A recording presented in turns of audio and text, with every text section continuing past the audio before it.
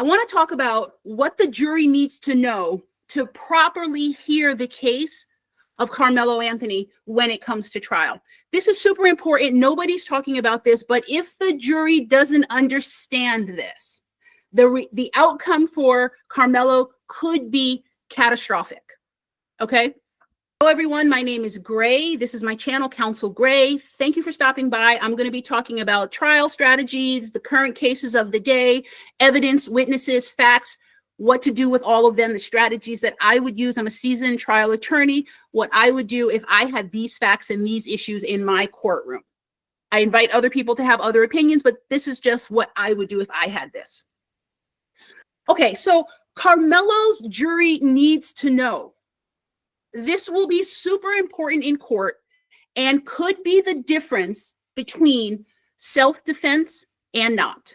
So listen up, let's go through. Okay, I think that we are having a cultural moment, okay?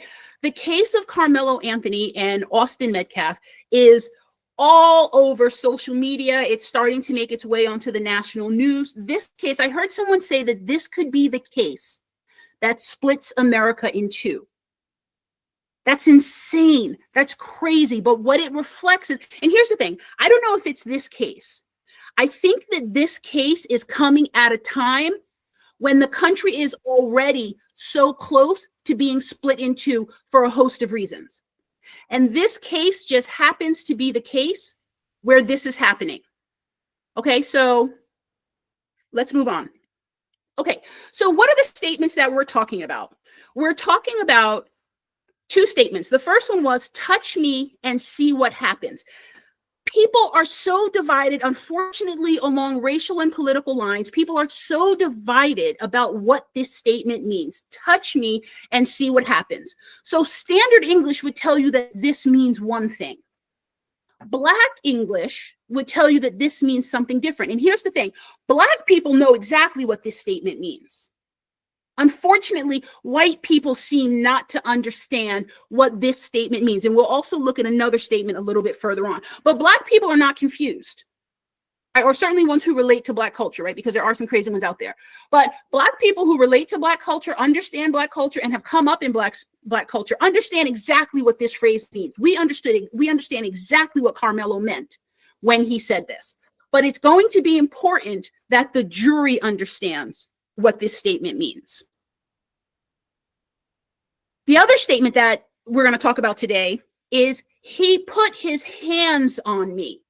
Okay, the police report says that Karmelo spontaneously, without prompting, without being asked, told the police officers, and I put that with a, quotation marks and a wink, wink, right? But the police report says that he put his hands on me. And this is driving people crazy because people are like, if someone touched you, that doesn't mean that you get to stab them. Well, we're going to see, what does this statement really mean? Because in Black English, in Black culture, this has a very particular meaning that Black people understand, and again, that white people don't understand. So we are going to take a look at what all of this means. So the crux of what we're breaking down today is, what is the difference between standard American English and Black American English?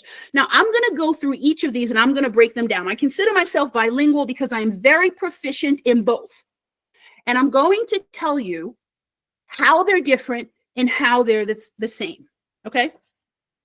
Okay, so before we even get into this, right, because I know that some people are going to say, well, it doesn't matter. This is America. People should be speaking standard English.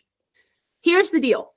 At the time of the altercation, the difference between the two Englishes had no impact. Either one of them should have stopped an aggressor.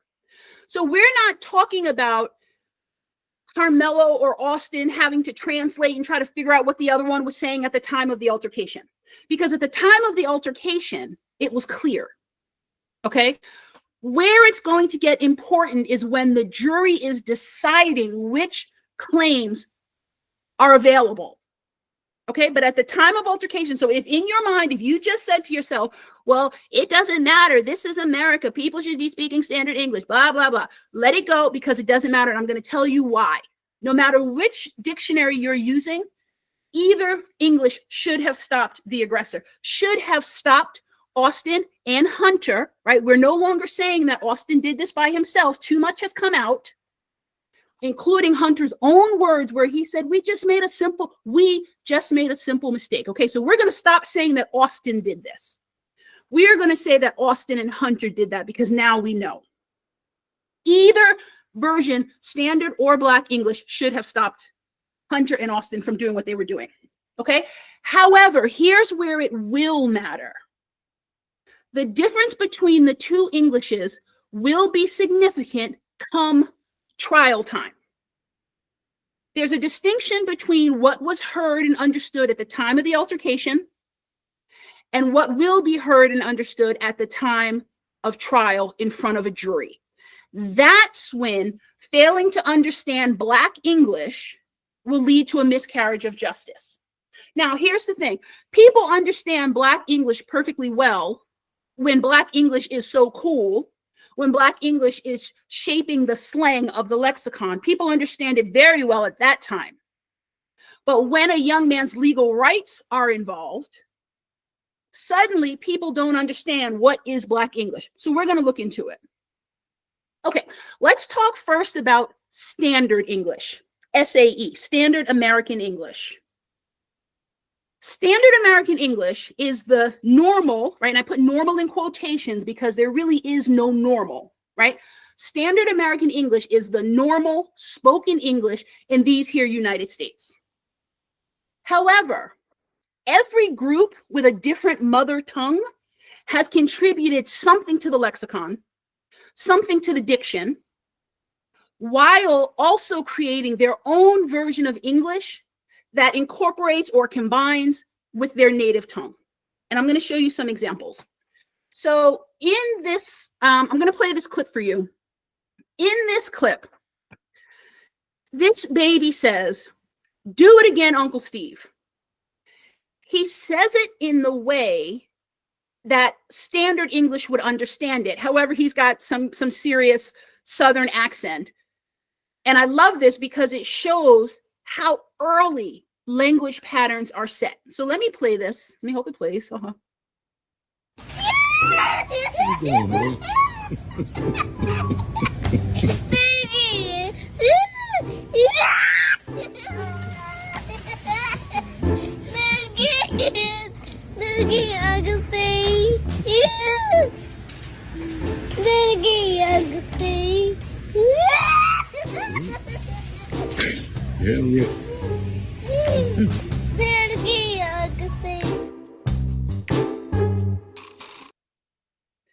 Okay, so what this baby was saying, he was saying, do it again. And in this case, this is pretty straightforward. He's inviting Uncle Steve to push him again. So in that regard, he says it in a standard uncoded way, but you can also see that he's enjoying it. He's having a really good time. Do it again, Uncle Steve. Do it again. Now, he has a very strong accent very early on. So this is what people are trying to equate what Karmelo-Anthony said. They're trying to equate it to this. Please do it again. I'm inviting you to do it again. But Black English knows that that's not what Karmelo was doing. So when I said earlier that there is no normal English, even English of the people in America that we think speak the best English, we think they have the best diction, right? In fact, what often they have is pronunciation and enunciation that we associate with proper English. But if you really listen and you dissect the grammar of Standard English, or of people that you see and you think they're speaking Standard English, oftentimes a grammarian would be cringing at what they're actually saying, but they sound a certain way that we associate with talking white, Standard English. But if you listen to a lot of people talking white, their grammar is horrendous. But I won't get into that. But these are the examples of subgroups who have all contributed something to English and have also combined English with their own language to create different things. Now, I listed a whole bunch of people from different places who come here with their languages and have influenced Standard English and have also taken it into their own. But I highlighted some that specifically deal with white and black, who are subgroups of English, okay? There is Appalachian English, generally going to be associated with white people. We know that there are black people in Appalachia, but they have their own English. They use words and eat foods and describe things that nobody else will know what they're talking about, but they are speaking English. They've taken some English, but they've also contributed some things to English. Okay, same thing with Southern. When we talk about Southern English, we're specifically talking about Southern white English. Southern white English, Appalachian English, these still to this day, they include British references, Irish, Scottish, all infused in what their version of English is. Then we know we've got Ebonics, we've got African American Vernacular English, right? Black English. We've got Black American Sign Language. I mean, nothing is safe. If you, right, and then Deaf English, right? Deaf English is its own thing because they write without the benefit of hearing. So there are some words that they don't need to use that a person who's hearing might need to use. Black American Sign Language, right? Even people who can't hear, they develop their own version of American Sign Language, right? So it is no question, and I say all of these things because it is no question that there are lots of different Englishes being spoken in America. Now, just so you know, Heritage English, excuse me, Heritage English is the English of white European immigrant groups, right? So if you are around, or if you are in a room full of Italian people or a room full of Irish people, American citizens, maybe whose ancestry was from these different European countries, they will use words that you don't know. When they're talking to their grandma on the phone and she's back in whatever city she's in Europe, they will use words. There's certainly words that Jewish people use, right? Everybody has their own words. So Black people are not the only people that have an English. Okay, so here's another example of a Southern white conversation. I just saw a dying chicken. I was walking around and heard something howling in there. Thought it was a wolf, and it was a dying chicken. Now, I would say, right, she said, I saw a dang chicken. Now, I can tell you that in most Black households, using the word dang might get your tongue or your lips popped, right? This is not language that is normal for us from children. But in this case, dang chicken, the fact that she was confused between it being a chicken and a wolf, right? This is a culturally specific experience that she was describing, right? Because I have never been confused between a chicken and a wolf, but some people from some places, they might be. Okay, so then there's American Black English, African American Vernacular, AEVE. What is that? What is Black English? Black English is a culturally significant, right, a specific culturally significant combination of sound, word choice, meaning, regional dialects, and diction. It is not simply a lack of education. And I want to stress this because a lot of people think that Black English is the result of lack of education. Now, lack of access to education is one component of it because during slavery, Blacks were not allowed to read. During segregation, Blacks did not have access to textbooks and things like that. During the migration, where Black families moved to urban centers to find a better life, there were concentrated pockets of language that traveled through generations, coupled with the fact that along with poverty, and this is white poverty, Black poverty, brown, yellow, and red poverty, all poverty comes with a couple of problems. The first one is the lack of time to better oneself, right? When your focus, right, this is like Maslow's hierarchy, when your focus is keeping the lights on, keeping food on your table, there isn't time necessarily for extra education or for attempting to make yourself better, right? These are the things that come with a little bit of affluence, right? Once you know that there's food for dinner today and tomorrow, once you know that when you flip the light switch, light will actually happen, then you can start thinking of other things, right? The last thing a struggling, hardworking, blue-collar family, or any collar family, the last thing they have time for is extra words. The last thing they have time for is developing, right, better versions of whatever. There's a focus towards survival and not towards things like language improvement and acquisition, etc. That's a whole conversation in and of itself. So here's the biggest problem.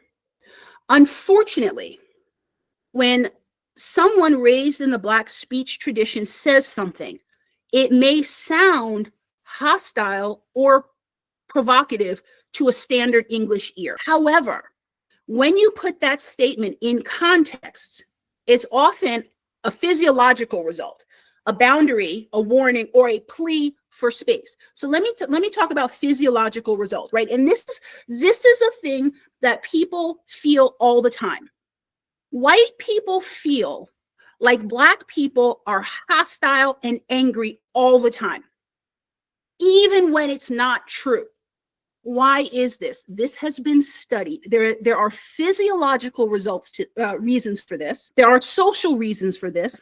For example, a coroner or during an autopsy, they can tell the likely race of the skeleton by the shape of the head, the jaw, the nasal area. Physiologically, the races are different, which means that sound coming out of those skulls could potentially sound different. And this is truth, right? We don't have time to do this, but this has been studied, that there's something about the pitch and the tone that vary across the races that make other people sound angry to them. And I'll give you a perfect example. Have you ever heard two Chinese people speaking to each other and they sound like they're yelling at each other? Because to your sensibilities, the way that noise comes out of their head, it sounds like they're fighting, okay? If you go to, and you hear, for example, people speaking Spanish, Dominican people, that's my area of familiarity. You hear Dominican people talking to each other, they sound like they're yelling at each other. I remember one time being in the hair salon and I said, "What are you guys fighting about?" And they said, "Oh no, we're not fighting." They were laughing about someone being nude on the beach, or they were right? But to me, it sounded like they were yelling, but they weren't, okay? The other thing is a boundary, a warning, or a plea for space. Sometimes what sounds like anger coming from the Black speech tradition is really a plea for space. Please leave me alone. Please let me live. But it sounds a certain way to people who are not exactly familiar with it. So what is Black English? And I'm going to show you some clips for some of these points, okay? Black English, again, is not simply a lack of access to formal education, because sometimes even very educated Black people in Black spaces will code switch and revert into Black English. But so does every group. Every group does this. Every group has language and sound and dialect that they don't use in mixed company, not just Black people. Okay, so Black English is, and I'm going through all of these because the jury is going to need to understand this, right? This will need to, in this particular case, where the meaning, the interpretation of what was said is going to be so important, this is the work that you would have to do in front of the jury. You would have to get an expert, a linguist on Black English to come and talk to this jury. I almost feel like it is so important to train the jury on the differences that they're going to hear in these phrases, that to not bring in, I think Dr. Tricia Rose or John McWhorter, right? These are highly trained linguists who have broken down Black English and what it is and what it's not and what it means, what it's saying, what it's not saying. So I think if Karmelo's attorneys do not do this work in front of the jury, it's almost like, I don't want to say malpractice or ineffective, representation by counsel, but this needs to happen, okay? So Black English is an amalgamation of our native and new languages, okay? There are parts of Black English that can be traced directly back to the continent of Africa. Those things have survived until now in our language. It's also a symbol of collective trauma. We're going to talk a little bit later about how Black people have used language to deal with trauma. Okay? It's also an emotional code, right? It's how a look or a word or two can convey a lot of information, right? It can convey you're happy, you're sad, you're angry, you're excited, enough is enough, right? Like whatever you're trying to say, there's a code for it in Black language. And then the last thing is a source of community, comfort, belonging, support, and acceptance, right? We recognize each other by the language that we speak. We see people who speak our language, the way we speak our language, as a safe space to rest our head, okay? All right, so let's look at the first statement. All of that was background to get to this point. Let's look at the first statement. Touch me and see what happens. This is what allegedly Karmelo said to Austin and Hunter. What does this mean? Black people know, white people listen up. Okay? Black English is the language of people who have to say everything without saying everything, right? Which is why it is so heavily coded, which is why a lot of words are omitted, right? Very quick and to the point, because there is danger right? Historically, there has been danger in congregating. There has been danger in being deemed as talking white. There has been danger in sounding educated. So what happens in that case? You figure out the shortest possible way to say what you need to say to your brethren and keep moving. And we still do it to this day. Okay, so here's what it means. Touch me and see what happens. It means if A happens, or happens again, then B, period. That's what it means. It means if A, then B. And A is the thing, and this is what Black English knows, that A is the thing you either just did or were about to do. It is what you say in response to an existing or perceived threat. It is not an invitation. It's not like the little boy in the shopping cart. Even the little boy in the shopping cart was responding to his uncle having just pushed him when he said, do it again. But baked into this, if A happens or happens again, then B. Meaning, if the thing you either just did or were about to do happens or happens again, then B. Now, here's the thing. B doesn't even have to be a real thing. And I'm going to give you some examples. B, in fact, is often unknown and unspoken. It's the consequence of what will happen if you do A. But because it is so effective at stopping A, you don't even need to do the work of figuring out what B is, which is why Karmelo said, and see what happens. He didn't know. Okay? And I'll give you a perfect example. I remember being a kid, and I was sitting at the table with two of my friends, and my mother and some other adults were sitting there. And we were eating our spaghetti or whatever it was. And when I was done, when my mother was facing her friends, I put my hands on the two sides of my plate, and I started to lift it up from the table. And my mother, because she has eyes in the back of her head, I think all mothers have eyes in the back of their heads, she somehow saw that plate come up off the table in my hands, and she said, lick that plate. And that was all she said. Lick that plate.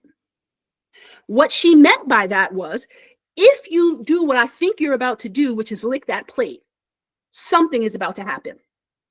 I understood perfectly what she meant, and I sat that plate down. She saw me formulating the idea to lick the plate, and all she said was, lick that plate. Got it. Point taken. Let me sit this plate down. She didn't have a consequence in mind. She didn't need a consequence because she understood that just telling me the first half represented the second half too. Lick that plate. Now, that's analogous to Karmelo saying, touch me. It was in response to something that he already saw happening. It was in response to something he had already experienced. If anything, it was giving him not just a warning, but a second chance, right? Like, I let you get the first one, but touch me. As in, touch me again and see what happened. And again, the see what happens is an unknown, unspoken consequence. It doesn't even matter, because to people who know what they're listening for, it's completely clear. Now, here's the thing. Let's say that people try to say, well, Hunter doesn't speak standard English.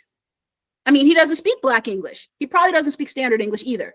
If I heard him speak long enough, I could probably prove it. But anyway, if people say, well, Hunter and Austin don't speak Black English.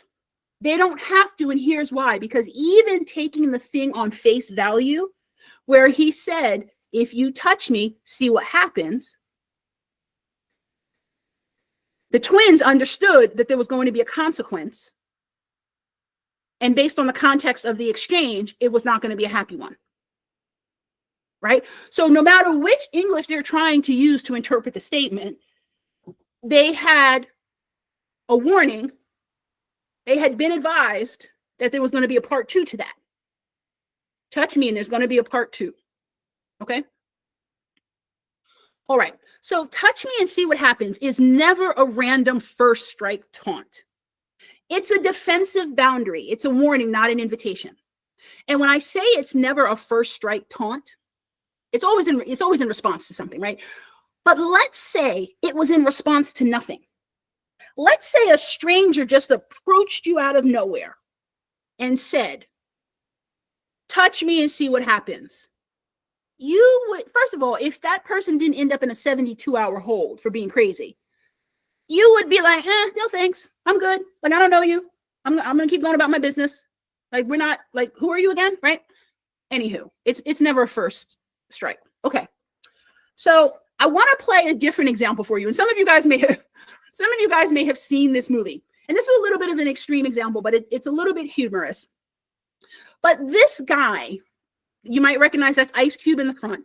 And this guy has a gun to Ice Cube's head, and Ice Cube keeps mouthing off. He keeps saying something, and the guy behind him with the gun to his head is going to respond to the fact that Ice Cube keeps saying something. I ain't got no way. Shut the fuck up! No! Oh, shit! Say it again. Say something else. Oh! Say something else. Say something else, nigga. Nobody say another motherfucking word and this shit is over. And I ain't playing, nigga. I ain't got no way. Okay, so we saw Ice Cube keep trying to talk, and the guy was like, be quiet, say something else, and this is going to escalate. Say something else, and there's going to be a part B to this. Right? He was not out of nowhere saying, stop talking. He was responding to the fact that Ice Cube he kept talking. And he said, say another word, right? If you say anything else, this shit is over. There's going to be a part 2 to this, right? So this is Black English. We understand this. This is not an invitation for Ice Cube to keep talking. In fact, this is an invitation for him to be quiet and stop doing what he was doing, right? Touch me and see what happens is a request to stop doing the activity that you're doing. All right, let's look at it. I don't even know if I should play this one. Let's look at it again. Now, I want you to note that the guy in the back, again, is talking. The guy in the front wants him to stop. Let's listen. He's not inviting him to talk. He's telling him to stop talking, right? So say something else really means don't say another word. Took that shit, nigga. I think I'm right. Say something else. I'll take more than that, nigga. I want some ass. Nigga, I ain't had no pussy. I settle for some butt. Keep it up. Keep it up here. Let this weenie get hard. Okay, so you heard him say something else when he wanted the guy to shut up. So we know that it means stop talking. But also he said, keep it up. Keep it up. That is not an invitation to keep it up. That is a warning to stop, to shut it down. Right? So this is touch me and see what happens. Keep it up. Keep it up. It means please don't do the thing. Okay, so Black people are not the only people who use this language, right? Do A and get B, right? You do what you either just did or what you are about to do, and there's going to be a part 2. Black people are not the only one who use that. Listen to this kid and look how young he is. Next time you fucking put a hand on me, I'm gonna fucking rip your face off, bitch. What did he do to him? Because he fucking pushed me. All right. So let me play this again. Next time you fucking put a hand on me, I'm gonna fucking rip your face off, bitch. What did he do to him? Because he fucking pushed me. All right. So what this kid is saying is that he pushed me, but he told the kid, do it again, keep doing what you're doing, or do whatever whatever you were thinking about doing that I just perceived. And I think he said, I'm going to punch you in the head, or I don't even remember what the kid said, right? But Black people are not the only people who use this thing. So I'm not sure why people are so confused about what touch me and see what happens means. Because Black people are not the only one who use this. Okay? All right. So here's another thing. There's been some confusion about whether Karmelo said the word again. Touch me again and see what happens. It doesn't even matter. It doesn't even matter whether or not he said again, because the culture recognizes both. And even someone listening with standard American English ears heard, if you touch me, there's going to be a part B. Okay? So what Karmelo was saying, whether you put the again in or not, is you've gone too far. Don't push me. It's a boundary. It's not bait. Right? We've just seen multiple clips of the same language pattern. All of them are stop what you're doing so that we don't have to deal with part B. Okay, so here's the second statement. He put his hands on me. What does this mean? And this one is a little bit trickier because people are hearing this and interpreting it as Austin and Hunter touched him. They gently shoved him. That is not what he put his hands on me means. Black English understands this, which is why you've got to get a linguist who can speak to the contours of Black English to a jury. He put his hands on me. This is what was in the police report. What does this mean? What do Black people know about this statement that others seem not to know? Okay. So Black English is the language of people who had to minimize hard things to survive and preserve dignity. Now, let me show you how that big sentence manifests. He put his hands on me. When we know what it means when you say someone put their hands on someone else, this is not a touch. This is not a love tap. Okay? It doesn't mean he didn't put anything. It means he did something far more aggressive. And the reason that Black people use, he put his hands on me, which again has nothing to do with the time of the altercation. It has to do with what Karmelo said to the police officer after the altercation. It has to do with what white people are harping on, that this was he put his hands on you. You mean he touched you? No, because Black culture and language minimizes traumatic events. Let me give you some examples. First of all, we're not the only ones who do it. So why people are totally confused, I don't know. Let's hear what Matt McConaughey had to say about someone laying their hands on his wife. While you are getting in the freezer, and you will make that transaction if you want to get out of the freezer. It is 25 below zero in there, so I assume you'll last about an hour. That said, I wouldn't fuck about because frostbite is very expensive on the fingers and toes, so I would type as quickly as possible while you have the use of them. You can then deal with the next consequence of your short-sightedness. As stated, I am not emotional about the money, but I am emotional about the fact that someone laid their hands on my wife. My wife! No amount of money on God's green earth can pay for that transgression, Matthew. No, for that. I want a pound of flesh. Pound of flesh? It matters not to me whereon your anatomy is withdrawn from. Okay.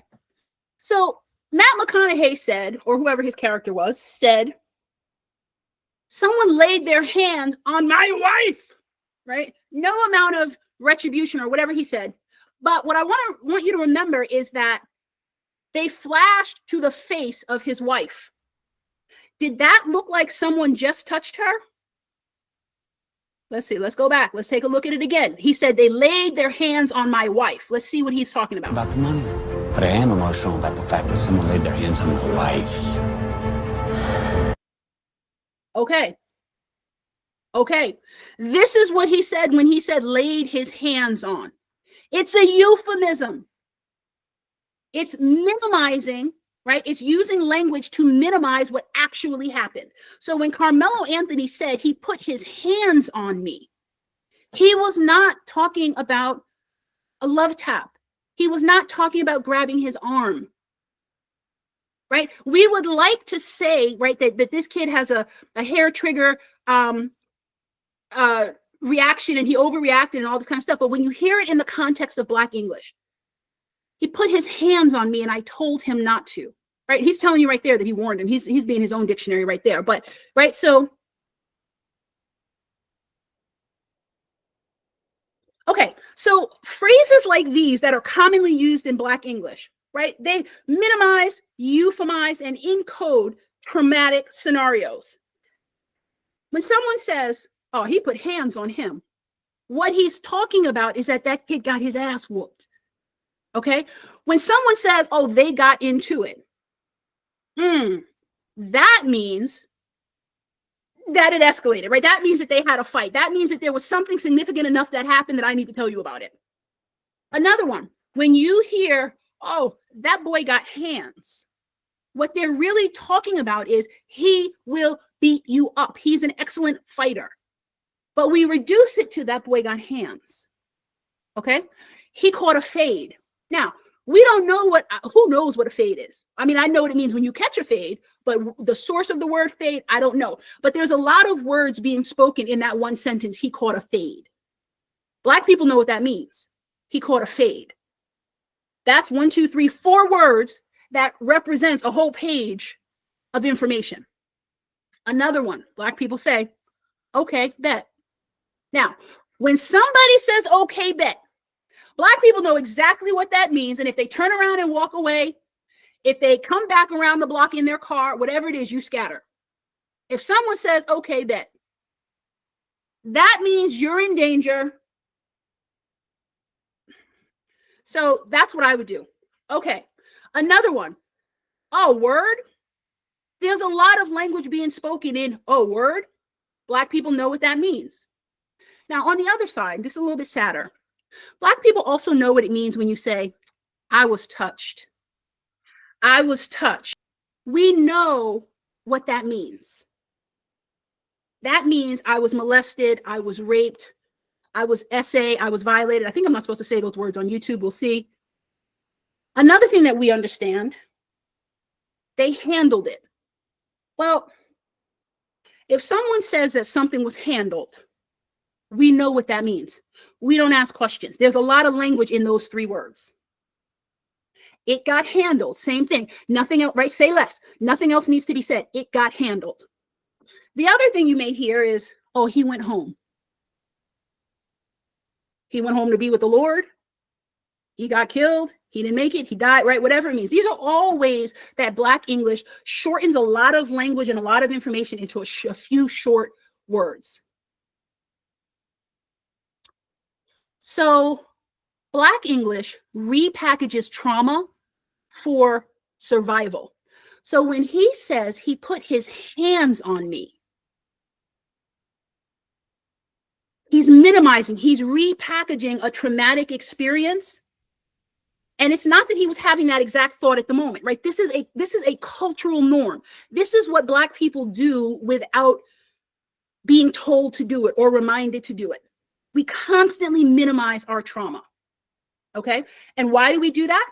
Because in Black communities, especially those shaped by generational poverty, and they are not all, even though we are all connected to the Black culture, right? State violence, systemic exclusion, street violence. There is a long-standing cultural practice of reframing trauma with coded language, with humor, with understatement, etc. So when he says he put his hands on me, he is minimizing a trauma. He is condensing a lot of words into one small phrase. Okay, so these are the characteristics of Black English, right? Characteristic of Black English is to minimize, to euphemize, to humorize, to understate, etc. It's just, it's a part of the culture. So why do we minimize trauma, right? Well, another example, if someone says, oh, he put tips on her. Well, they're talking about fingertips, right? He put tips, fingertips. But what that means is if you say to somebody, oh, that kid put tips on you, what you're saying is that kid kicked your, right? Your, right? He didn't literally just touch you with his fingertips. He wore you out, right? You say, oh, he put tips on you. That not only did you fight him, but if he put tips on you, you really caught the short end of that stick. But he put tips on you. Sounds so delicate, so gentle, doesn't it? Okay, so why do Black people minimize trauma? It's because it's too difficult to deal with. If you had to actually use the words to describe what you were feeling, what had happened, it would be too difficult.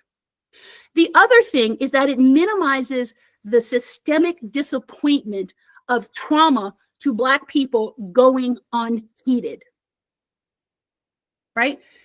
It minimizes the disappointment that we feel when bad things that happen to us don't get responded to.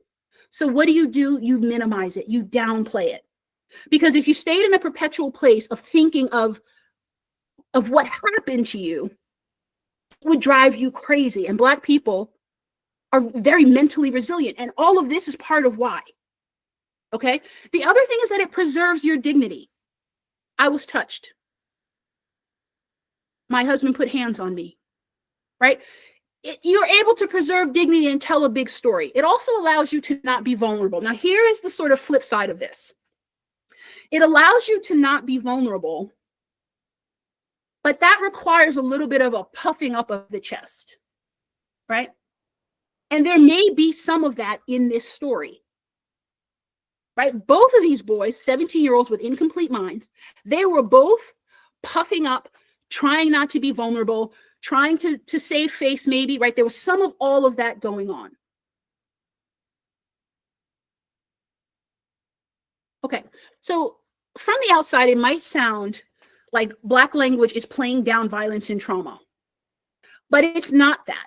And Black people didn't invent it, right? What's really going on is that Black language does what all resilient cultures do. They find language to survive what should never have been normalized in the first place. Okay, so if you're in a place where it has been normalized that you are subject to violence, trauma, consistently, repeatedly, what do? You minimize it, you come up with code words for it, you pretend like it's not happening, you turn it into jokes. Ever wonder why Black people are so funny? It's a way of dealing with trauma, right? Euphemism is not denial, it's dignity. Minimizing pain is not denying, it's preserving your dignity.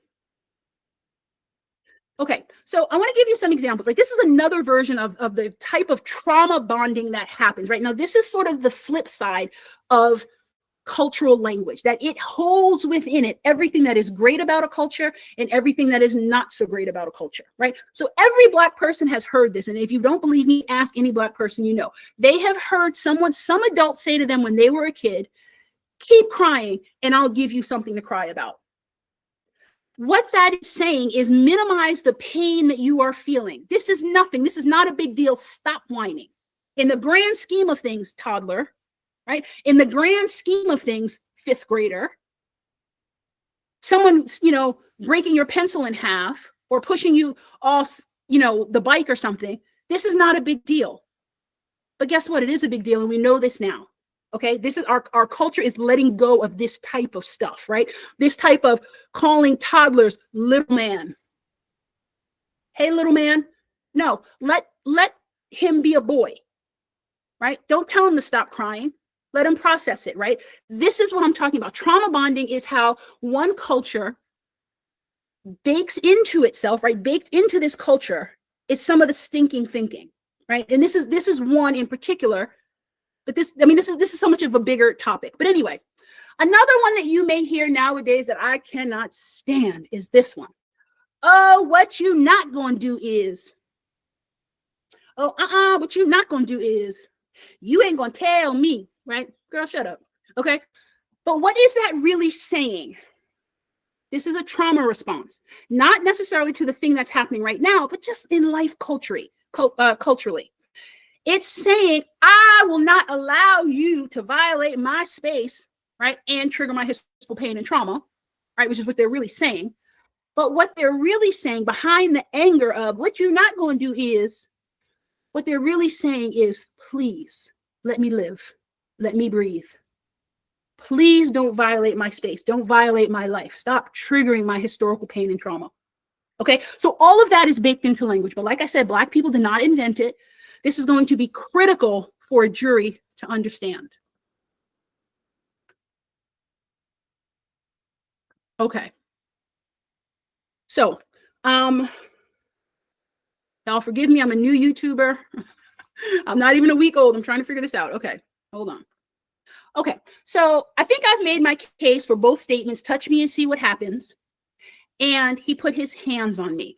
Touch me and see what happens is the if A happens again, then there's going to be a part 2, then B, right? It's not an invitation. It's not a provocation. It's a warning. It's a boundary that Austin and possibly Hunter immediately disregarded, right? This kid was not trying to escalate. He was trying to de-escalate.